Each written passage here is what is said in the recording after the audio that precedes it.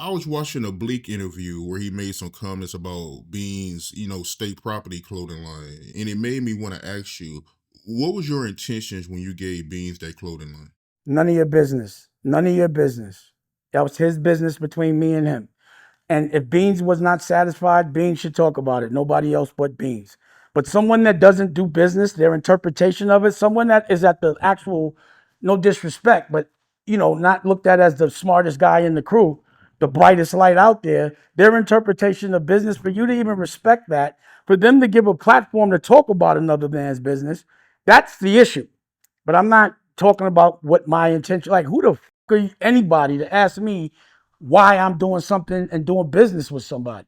But you could ask him, if there was a complaint or any of those things happen, the problem with everyone is I was the driver, but y'all think I made all the decisions.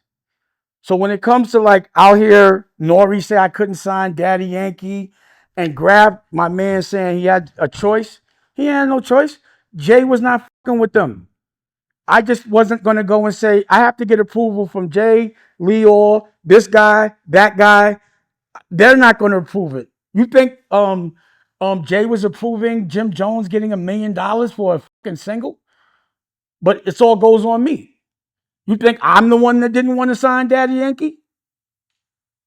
This nigga didn't want me to sign Kanye, Nori, Joe Buttons. That's when I was like, enough is enough. But there's certain fights I was like, I'm not fighting over Jim. He could do his thing. But what I didn't have to do was be the person to say they could go get money with Koch because y'all slowing up their money. That I didn't have to do. And you could ask them about that.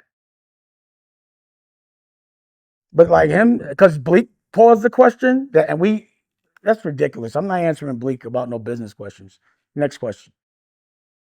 But what I do think is that thing about him not writing his raps, I guess it must have really disturbed his world. So I guess that's. Yeah, he said that was a lie. No. What he said was what he said was he didn't write all his raps, but a lot of the ones that were singles, I saw Jay write a lot of raps for him. But he writes his own raps, but the ones that were singles, But we can move on. Again, the question should be, what singles did you write? That would be the question I would ask. Yeah, Bleak, he also said that he was warning other Roc-A-Fella artists that Jay was about to leave, but they wasn't listening to him. And what would you think the purpose of saying that is? Here's why. I don't see how it makes. I don't. Maybe it makes him feel good. Like I said, if that makes him feel good, God bless him. I don't really care. Like, I don't know. If he warned everybody, everybody would have been better off. But also, that's an accurate. I mean, it's a testimony that no one listens to Bleak. So if he was talking and no one was listening, that's who Bleak was at the time. It's a good thing. I'm happy that people are finally listening to what he says.